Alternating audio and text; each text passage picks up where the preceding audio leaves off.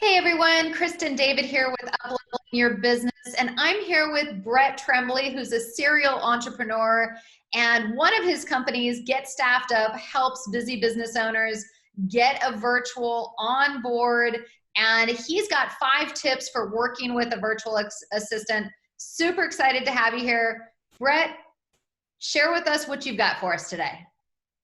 Thank you so much, Kristen. As mentioned, my name is Brett Trembly. I'm co-founder of Get Staffed Up.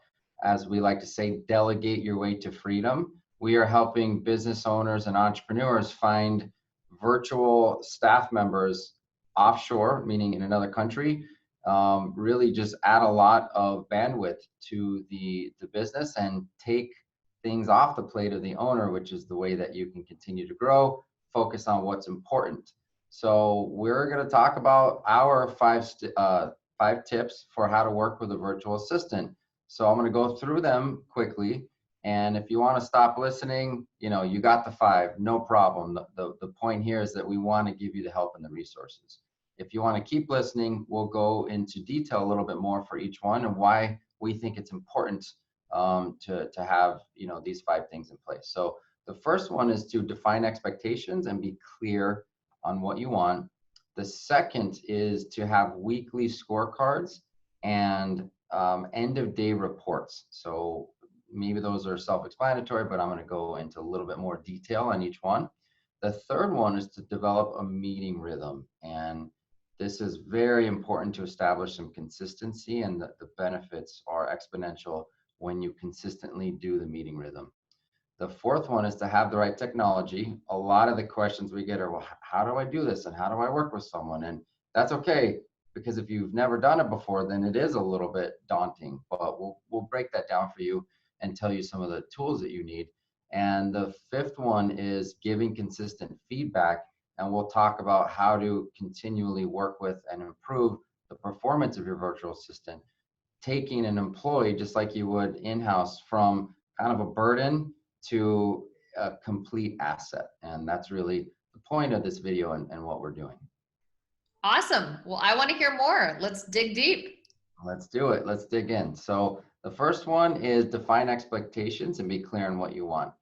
You want to have, we've seen this happen before where people just say, okay, I need you to do my email and I need you to make some phone calls, and you just throw out this kind of word vomit on your new employee, and it creates a lot of friction for the employee to know what they're doing. And so having a written description of the job, and hopefully you created a very good job description, which can then just be duplicated content. We have another video talking about how to do that and create a detailed job description.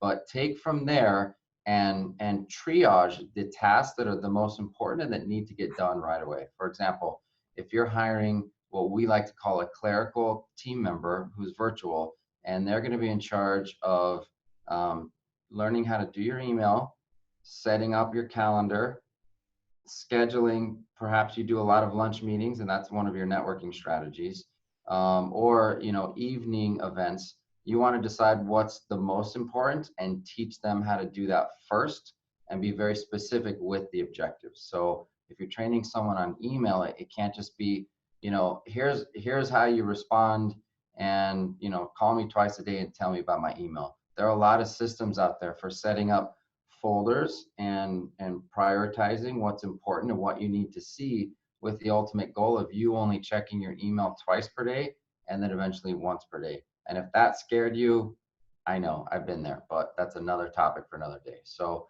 making sure that you completely lay out in writing what the most important tasks are, and specifically what the outcomes and objectives are, is very, very important to get off to a good start with a virtual assistant, because we have found out in our business that the first really 3 days are paramount for success. Sometimes you can fumble your way through it. Nobody's perfect. Maybe you haven't trained a lot of people before, and if the connection's there and the energy's good, it'll be fine. But a lot of times your new virtual assistant's nervous, you're busy, and if you don't have things in writing or specific, it can go awry early on, and we've seen that happen a lot. Yes. So true. The onboarding and that initial setting expectations, absolutely key to the rest of the relationship. Yeah. So that takes us to number 2. I'm going to keep rolling here, and that is to create the weekly scorecard and the end of the day report. So the end of the day report, you can come up with whatever template that you like. We have one that we use for our own team at Get Staffed Up. We're up to 9 of our own virtual team members. We're 100% virtual. And at the end of each day, we have about 5 sections. It says highlights, and then, good things that happen that day, lowlights, just in case there's anything we need to be aware of. Maybe one of our clients was nasty, or, that can happen. And then you have all of the tasks that they did, just to kind of give you an update and what they need help with. That's kind of an easy 4-part end of the day report. But the reason it's important is because if you're not sure what your virtual assistant is doing all day because they're not in front of you, we've learned that it's kind of out of sight, out of mind. And then 2 days later, you're like, they're not getting anything done. I haven't heard from them. What are they doing? And those daily reports are really helpful in terms of you learning their workload and how much they can do. The first thing I mentioned, though, was the weekly scorecard. And that is essential for good feedback and communication and for actually getting things done, which is why you hired the virtual assistant in the first place. So the weekly scorecard can be something like this. I'm going to give you an example of one line item of 10 to 15 weekly tasks that your virtual assistant hopefully is doing for you. For example, if you have a marketing assistant, you can just say LinkedIn, and then you can have several columns. It says comment on 5 posts per week. Next column, 15 contacts added. Next column, no missed responses to comments, meaning they're also engaging with your contacts on LinkedIn. And then 4th column, 50 posts liked per week. So you're not on LinkedIn, your marketing assistant, or even this could even be a clerical job, is going through LinkedIn and making a huge presence for you. And people say, man, this person's really engaging. How are they all over the place? Well, you delegated that. And that's a great thing to do. So that's just one of the items. And you have the same thing for all of the different types of jobs that you've given them. So at the end of each week, basically what their score is, an A, B, C, D, and you can start giving them more and more things to do. And if you keep those together, that also creates sort of a profile of the performance of each employee, team member, whatever you want to call them. When I first learned about scorecards and we implemented them, it made a huge difference in our business. So that takes us to number 3, which is meeting rhythm. This is a really important part of a business that is just kind of catching on. And I think that it really can change your entire business, not just working with virtual assistants. But if you have a morning huddle where the team gets together and really connects and creates alignment every morning, you can absolutely do that with your virtual team. We have screenshots of all 9 of our team members, on one computer screen, talking every morning about, what was good about yesterday, what they're going to do today, and what they need help with. So check in every morning with your virtual assistant, even if it's briefly. Some people use WhatsApp. We prefer video, but that's up to you. And then a weekly longer meeting of 60 to 90 minutes. The length is not as important. Don't force it, but making sure you're reviewing projects and giving feedback on a consistent basis. Now, how you give the feedback is another topic for another video, which we're actually have for you. But for now, it's important to create the meeting rhythm. Good. The fourth, go ahead, Kristen. Well, I just was going to say, no, these are excellent. I mean, having those meetings are so important. And you started, I know you're going to talk about technology, because I think that's when somebody's out there virtually, how do you really engage with them? How do you stay in the moment? So maybe you can jump on in. Yeah.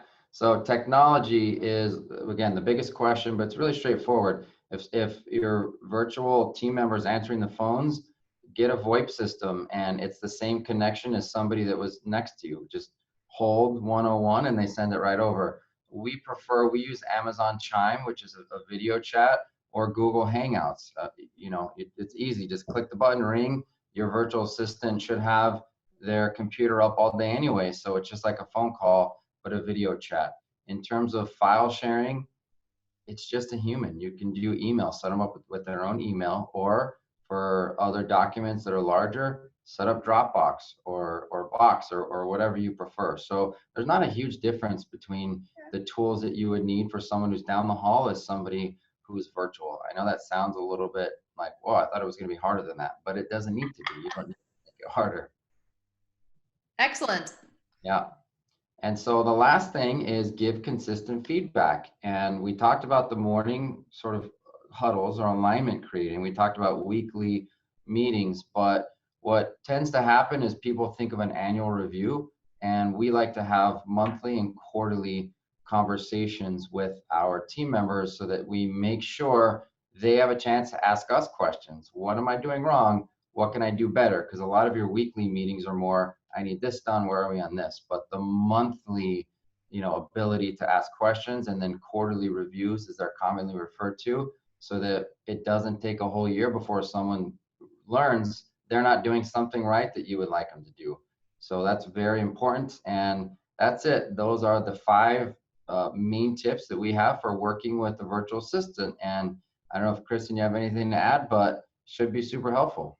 No, that was excellent. And I think everybody can take those. And honestly, so many of them aren't just for virtual assistants, it's for anyone on your team. Absolutely. And that's the point, is your virtual is just an extension of someone that's there to help you in your business so that you can, as you guys put it, find your freedom. So awesome. Thank you so much for joining us. Thank you for the 5 tips. Those were excellent. Thank you so much. All right. Bye now.